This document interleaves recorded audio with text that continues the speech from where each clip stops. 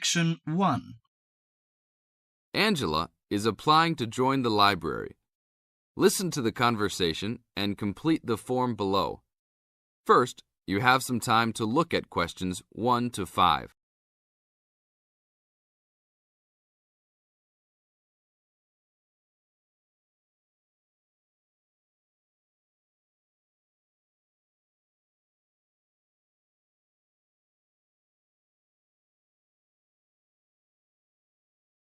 Now we shall begin. You should answer the questions as you listen, because you will never hear the recording a second time. Hello, how can I join the library? Well, you need to make an application. Would you like to do it now? Yes, if I can. One moment and I'll get the form. Now, I just need to ask you a few questions before you sign at the bottom. Okay. Your full name, please. Angela Mary Price. Price? Yes, that's right. Okay. And your address? Apartment 3, 86 Bridge Street, Pimlico. Bridge Street. That's just near here, isn't it? Yes, not very far. Good. So the postcode must be 2065, right? Yes, that's right. Now, your telephone number. I need both home and work if you have them. My home number is 8763-5142, and work is 8456-1307. Do you need anything else, like ID or something? Yes, your driver's license will do, if you have one. Right. It's easy to remember. I know it by heart. 4040AC.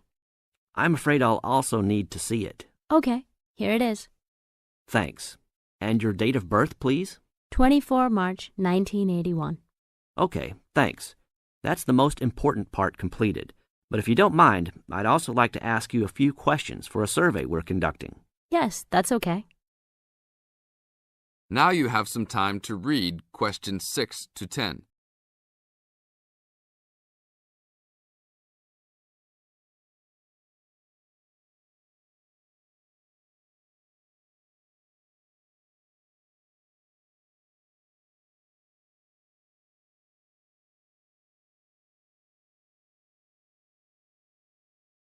As the conversation continues, answer questions 6 to 10.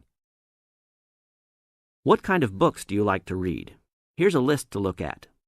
Oh, it varies from time to time, but I always like to relax and learn about other countries I might visit one day. I don't like anything too heavy or serious, unless it's about animals or the environment. I'm not really into sport very much. Anything else? Well, I do like entertaining at home. You know, dinner parties. So I suppose you'll have something for me in that line. The pictures in those books always make me hungry, although they never seem to turn out exactly as they look in the books. Fine. I think that's all I need now, except I need you to sign here on the application form. Oh, and I almost forgot. The membership fee is $20, which is refundable if you no longer stay a member. There you are. Do I sign at the bottom here? Yes, that's right. You can borrow books now if you wish, although your membership card won't be ready until next week. So if you want to borrow today, you can pick up your card when you return your first books. That's if you want to take some now. I think I will, but I'll have a look around first. Okay, take your time. That is the end of Section 1. Now, you have half a minute to check your answerers.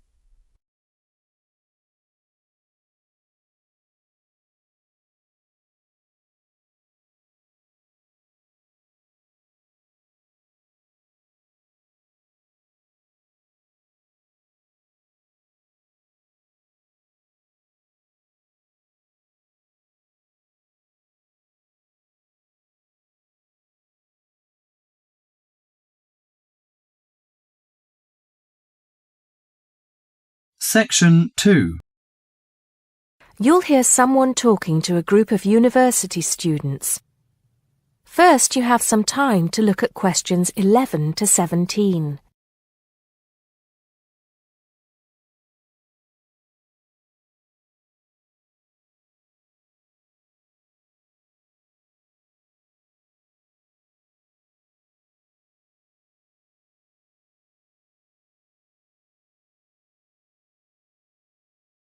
Now listen carefully and answer questions 11 to 17.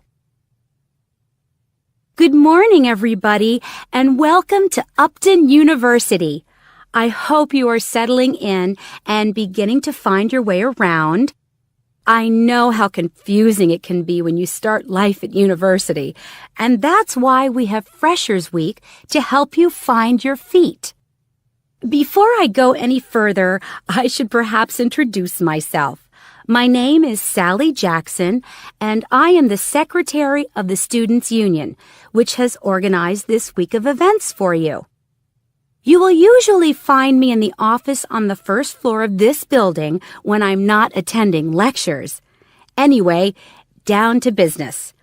Of course, there are a few things that you are obliged to get done during your first week here. But once you've opened a bank account, if you haven't got one already, seen your director of studies to discuss which courses you are going to take, and signed up with a doctor, there will be plenty of time left to enjoy the events we have arranged for the week. And have we got a lot lined up for you? Throughout the week from Monday to Friday, every morning starting at 10 a.m., there will be orientation and welfare events. These will include tours of the campus, which, as you have probably noticed, is the size of a small town with 9,000 residential students, as well as sessions on developing study skills. We also have tours of Upton itself arranged for you, with a bus leaving from outside this building every afternoon at 5 o'clock. There are a number of interesting things to do and see in and around Upton, so you can expect visits to the castle and museum as well as the popular Ghost Walk. You'll need to sign up for this one, as numbers are limited. Just put your name on the list on the notice board in the entrance lobby. An important event is scheduled for Monday, that's the day after tomorrow, when we will be holding the academic fair. This is an opportunity for you to speak to students and academic staff about the courses that are on offer. The academic fair starts at 1 o'clock, by the way. There are a couple of other fairs that I think will interest you. First of all, we have the Societies Fair on Tuesday the 16th, which I think is an absolute must. You might not believe it, but the university has over 150 societies and sports clubs you can sign up for, so you are sure to find something of interest to you. That also starts at 1 o'clock, and it will be here in the Union Building. Also in this building is the Trade Fair on Wednesday from 2 until 5 in the afternoon. This one might sound a bit strange because you will find a load of banks and other businesses here trying to get your custom. You will find plenty of bargains and, best of all, a lot of the businesses give away stuff for free. Before you hear the rest of the talk, you have some time to look at questions 18 to 20.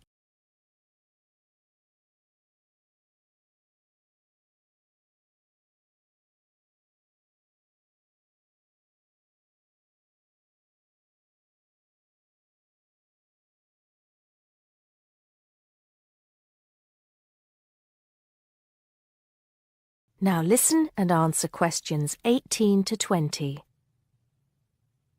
We've also got a great entertainment program lined up for you, starting tonight with our welcoming party. We have a top band lined up for your entertainment, but I'm not allowed to say who they are. All I can say is that I am sure you will not be disappointed. So come along to Blackmore Hall at 9 o'clock this evening to get your university experience off to a flying start. Just one point. I'm afraid this event is limited to freshers only. Because of space restrictions, you can't bring a friend tonight. Sorry about that. There's more fun and games on Monday in the Cotswold Theater here on campus.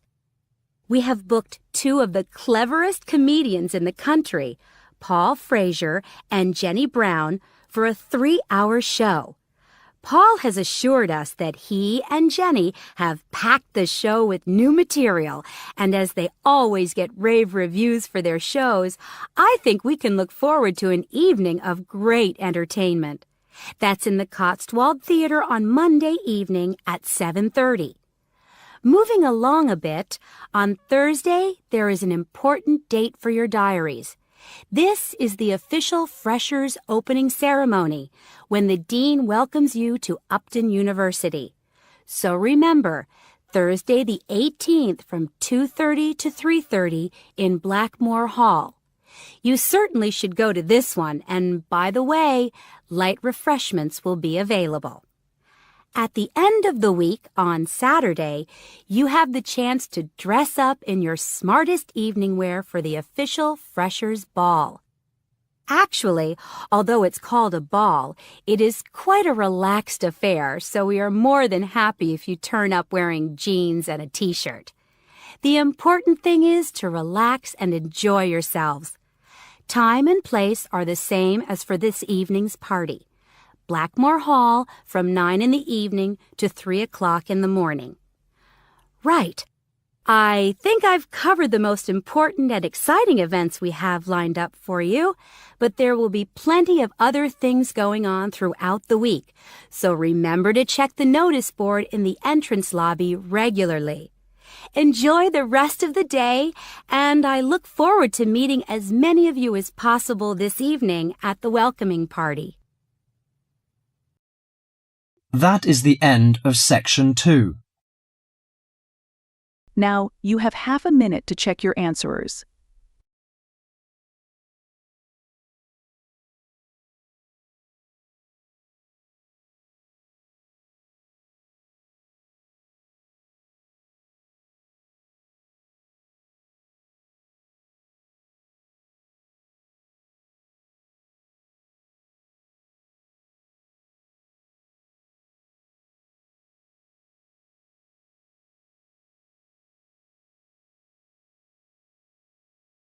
Now turn to Section 3. Section 3. You will hear an interview with Professor Green from a local university which enrolls a large number of overseas students in its courses. He is talking to Indra, a student representative, about the importance of attending lectures. First, you have some time to look at questions 21 to 24.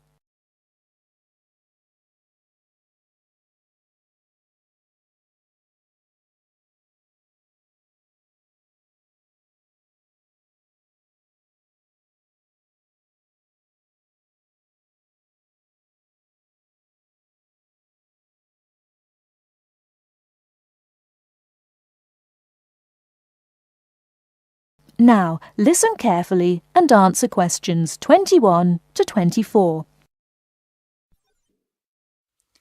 Good afternoon, Professor Green. Thank you for your time today. I wonder if you could explain why you think it is important for us to attend lectures in a course that we're studying.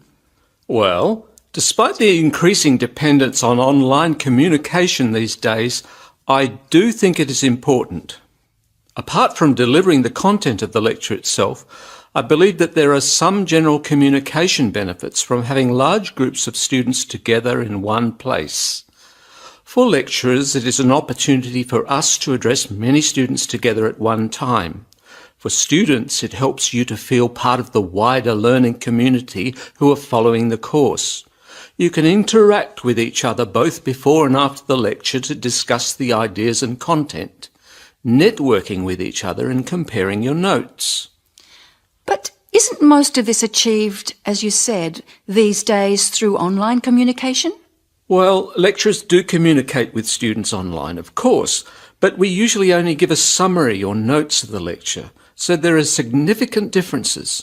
When you go to lectures, you get more of an insight into what the lecturer considers important. We give additional commentary and anecdotes, and by voice emphasis, we can alert you to the key concepts, theories, and issues of the subject. By not attending lectures, you might miss crucial information about what we are expecting in an assignment. You know, these extra things can make a difference. Okay, but there are tutorials. There is a lot of interaction between students and lecturers in tutorials. Can't all this be done in tutorial discussion groups instead of having lectures? Yes, to some extent.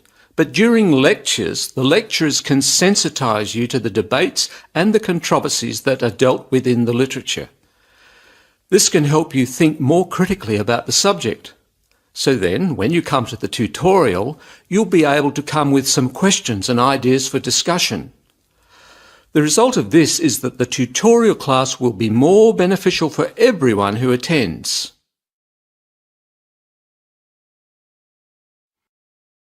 Before you hear the rest of the talk, you have some time to look at questions 25 to 30.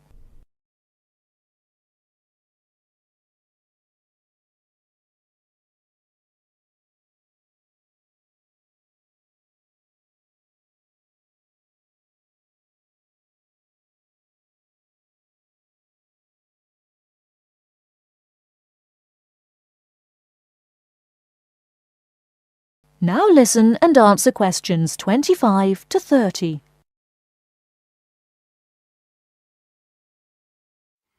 I see your point. However, surely this also depends on whether students are able to understand and follow the lecture well. What strategies do you recommend to help students get the most out of lectures? I would say that first of all, it is important to do some pre-reading. By doing this, you get an orientation to the topic. You'll become familiar with the key terms and you'll be able to follow the lecture points more easily. I also think it is good to arrive early to collect handouts and to find a seat where it is easy to see and hear what is going on. Then, importantly, during the lecture itself, you need to be attentive. I know from experience that it is often difficult to be attentive. What can students do to improve their attentiveness during the lecture? I think that there are two keys to following a lecture successfully: using the visual cues and using active listening techniques.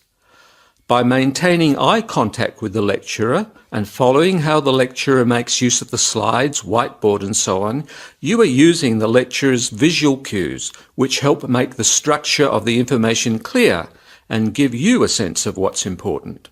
Then, using active listening techniques will also help you to process the information. What do you mean by active listening techniques? Well, you need to pay attention to the methods the lecturer uses to highlight important information. As I said before, in the spoken language of a lecture, we get the benefit of things such as stress and intonation, use of examples and anecdotes, as well as the language signals used to show relationships between ideas. Yes, I see what you mean.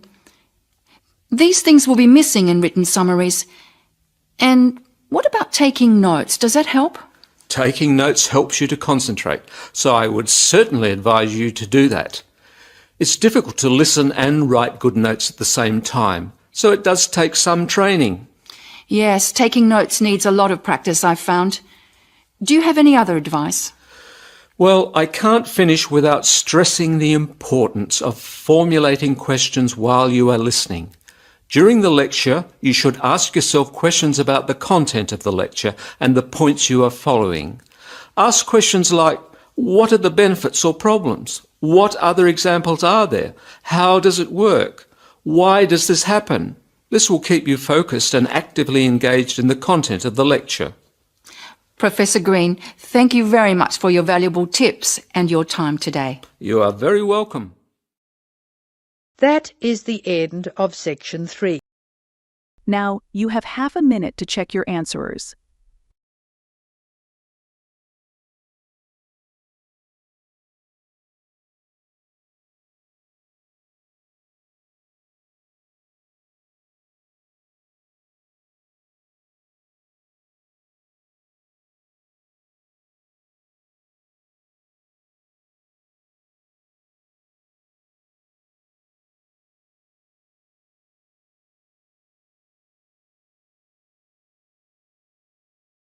Now turn to section 4.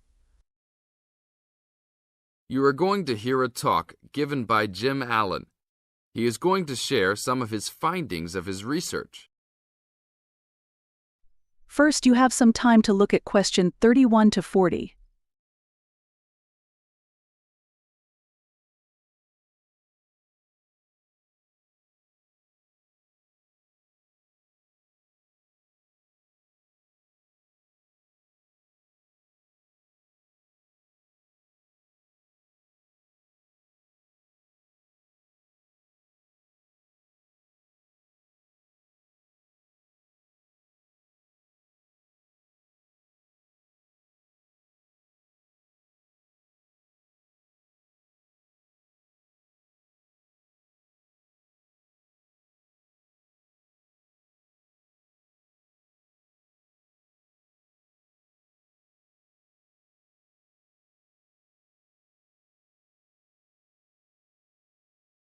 Now listen carefully and answer question 31 to 40.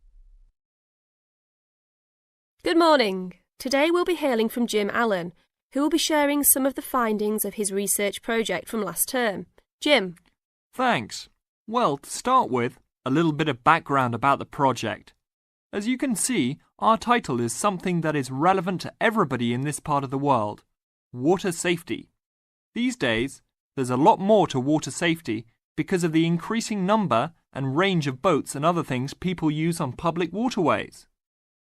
I'd become interested through reports on radio about the number of incidents involving small powerboats and individual watercraft such as jet skis.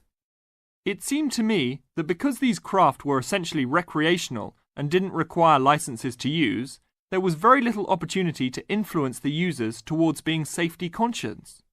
So, I decided to make this the focus of the project. For the research, we mainly relied upon talking to people, asking them questions in preference to using a written questionnaire.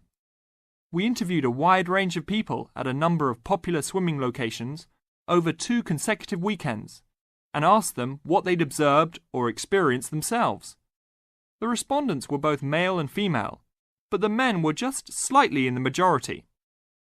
We were pleased with their willingness to talk about the subject, and all told, interviewed 145 people over the 2 weekends. So, what were the findings?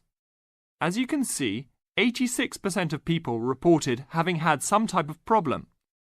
A surprisingly large percentage, 27%, commented that they had found it necessary to shout at an offending powerboat, but the main type of problem was the deafening sound that some of the boats made. On occasions, this led to swimmers deciding to move to another location. So what strategies did people adopt to ensure their own comfort and safety? Let's have a look at the figures. First, it was noticeable that there were often distinctly different answers between men and women. It was mainly the women, for example, who said they should try to choose places where boats couldn't go, whereas it was usually the men who said you shouldn't have to move if you were there first, so you should shout at them if necessary. Both men and, it was women who said you should call the authorities if the situation gets too dangerous or the powerboat drivers are acting irresponsibly. Then, I had thought it would be mainly women, but both sexes made the point that above all, it's important to get children away from any possible danger. Men were very aware that jet skis could be unpredictable in inexperienced hands. They also made the point that it's much safer to have your car nearby and clearly visible to any watercraft if you're swimming in a relatively remote spot. Finally, wearing visible clothing, men didn't think it was quite as important as women, but both gave it a high safety rating. When we asked them what they thought the government should do to help solve the problem, That is the end of section 4. Now, you have half a minute to check your answerers.